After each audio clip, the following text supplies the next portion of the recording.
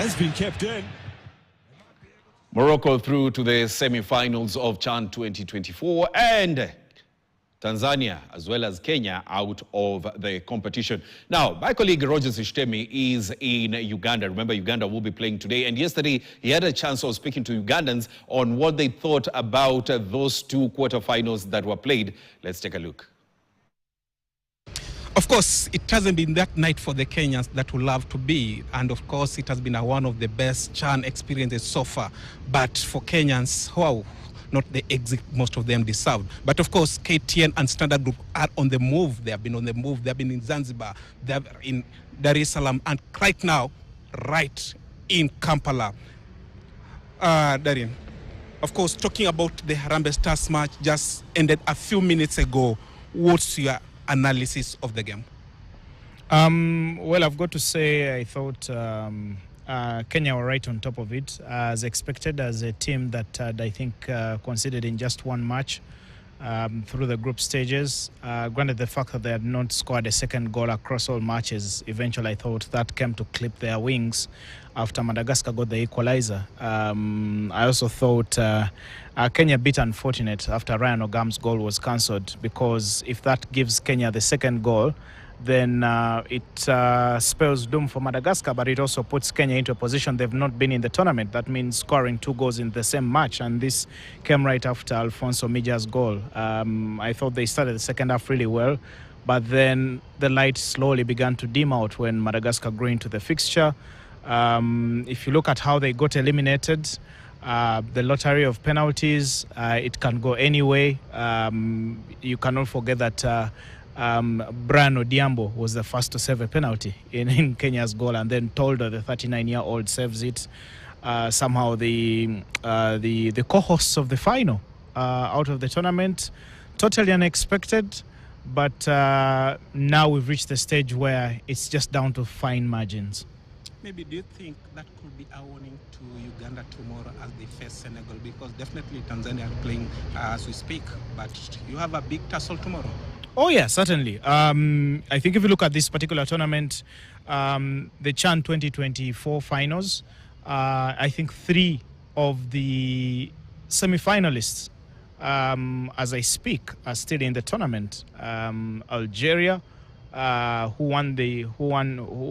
lost to Senegal in the final, and then Madagascar, who took the 3rd place. Madagascar has advanced to the semi-finals. Totally unexpected, considering the run that the 3 CHAN co-hosts were having in the tournament.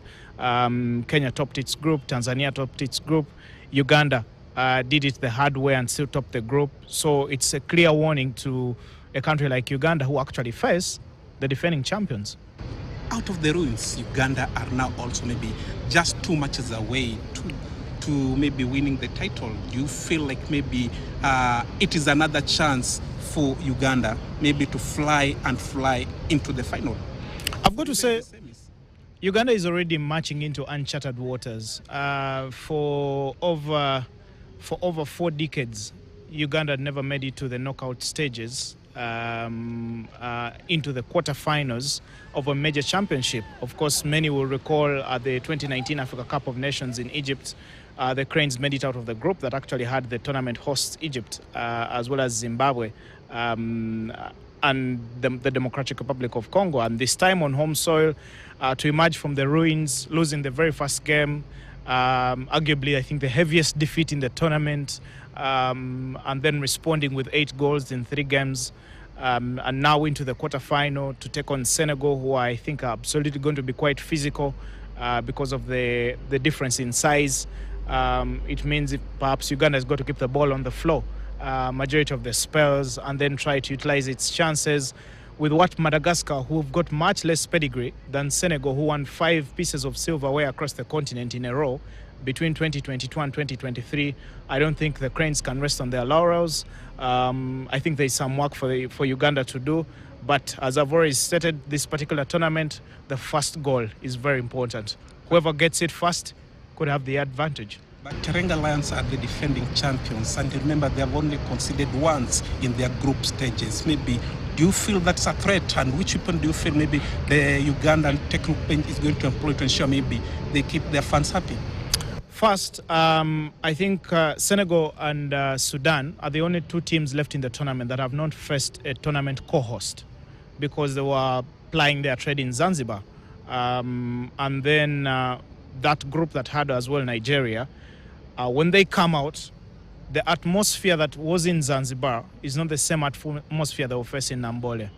It's going to be a totally different atmosphere. And for me, I think that's where the Cranes may need to get the advantage in the first 30 minutes and try to see if they could pick up something, because the longer the game grows and Senegal begins to settle in, getting used to the crowd, the cheers, the noise, something they were not accustomed to in their own group, because almost every other team in the tournament except their group had a co-host.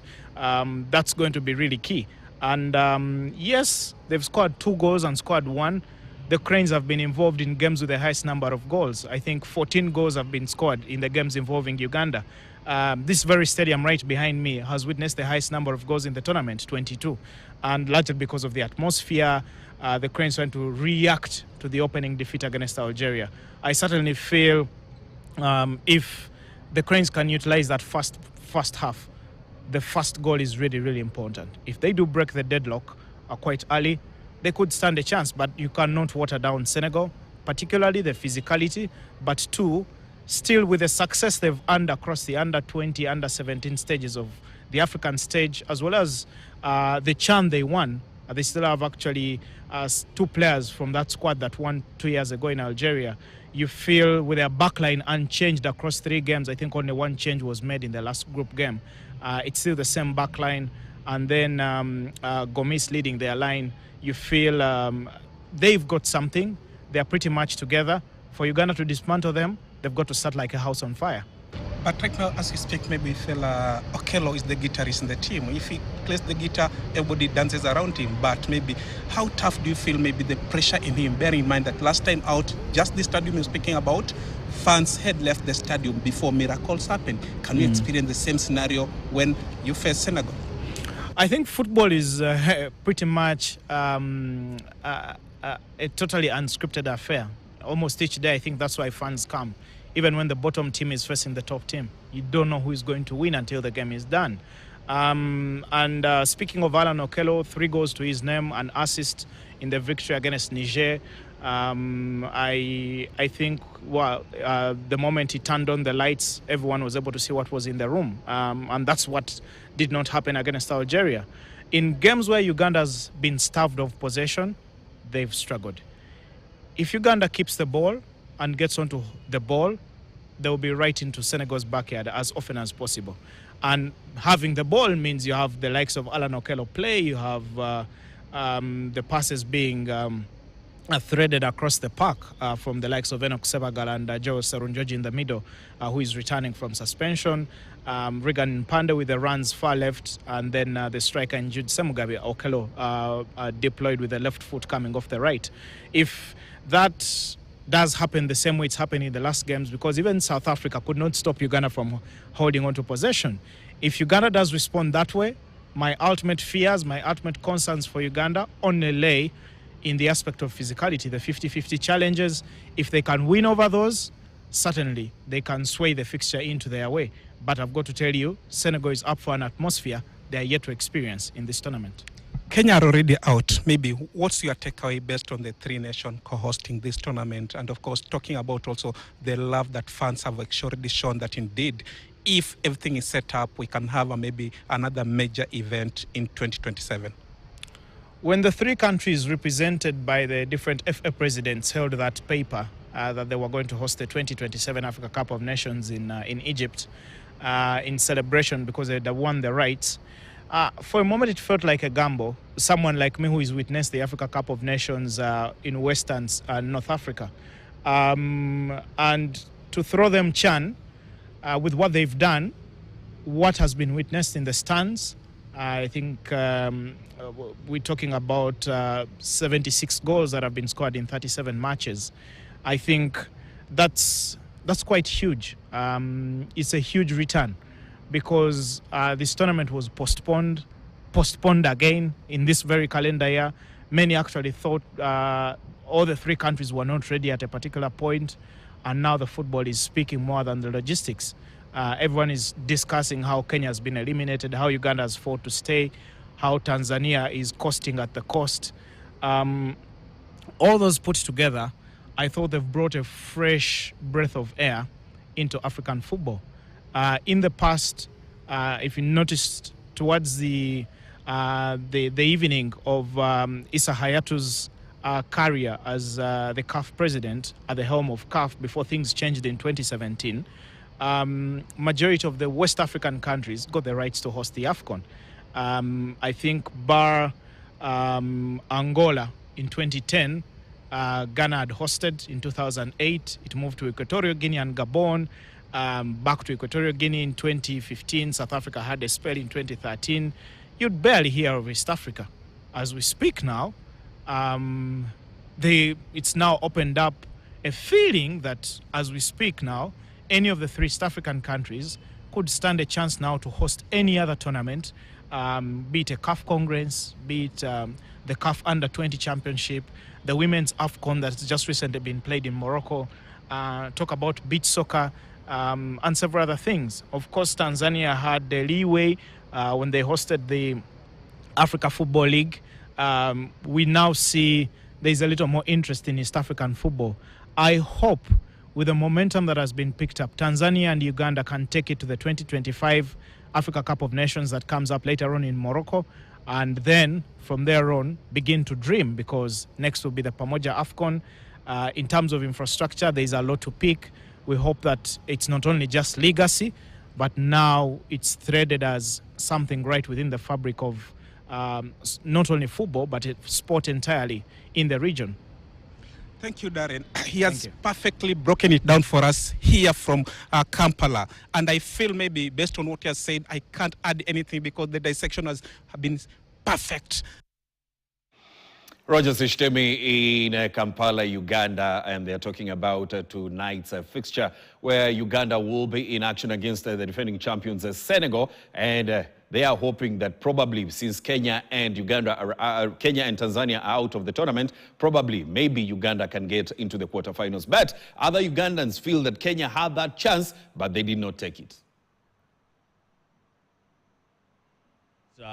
It has been a disappointing result. When you look at how the Harambee Stars conducted themselves in the group stages, a group that had two-time winners in Morocco, but also DR Congo, being able to top that group without losing any game, winning 3 of the 4 games they played and drawing the other. When the draw for the quarterfinals came out, everyone thought that maybe Kenya had a huge opportunity to make it to the semi-finals, considering that Tanzania we are playing against Morocco and Uganda we are going to be playing against Senegal. But maybe we all thought that because we didn't pay a lot of attention to the kind of Madagascar that showed up in this competition. But even still, when Kenya were getting the results in the group stages, they still looked vulnerable in some areas, especially defensively and stuff like that, but also offensively. You could see that they were creating chances, but they weren't barring the chances. It was the same story today. When you look at the penalty they conceded, but also the chances they created, and they weren't able to bury the chances. It's like Madagascar knew that they will just be patient, contain them, and probably had them where it matters most. It is unfortunate for Benny McCarthy and company, but also to lose in the manner that they did lose, because sport kicks are always a lottery. Anybody can go out there and nick it, but you thought that Kenya had everything in their power to finish the game in normal time, but they just weren't able to do so. Maybe, do you think Harambee Stars and Benny McCarthy should have taken that one and from Tanzanians very seriously, because they have been told that Madagascar coming? Yes, you have donated Morocco to us, but be wary of Madagascar. Yes, I thought they should have been, but also if you are worrying, it does not stop you from having the confidence and believing in yourself that you can go out there and do the job. When you look at the post-match press conference, Ben McCarthy himself, the coach, came out and said that he feels they are not scared of anyone. When you look at the kind of opposition they had in the group stages, we were talking about Morocco, 2-time winners, DR Congo, 2-time winners, Angola and Zambia. And like they always say, a team is a reflection of their coach. What Ben McCarthy is how the Harambee Stars were were conducting themselves on the field of play. So they should have probably taken Madagascar seriously, but like I said, that shouldn't have stopped them from coming into that game with confidence and belief that they can go out there and do their job, because that is how they have conducted themselves throughout the tournament. Unfortunately for them, this time round, Lady Luck was not on their side. Well, that is where we wrap up our Scorelight. My name is Robinson Okenya. Enjoy the rest of your viewing.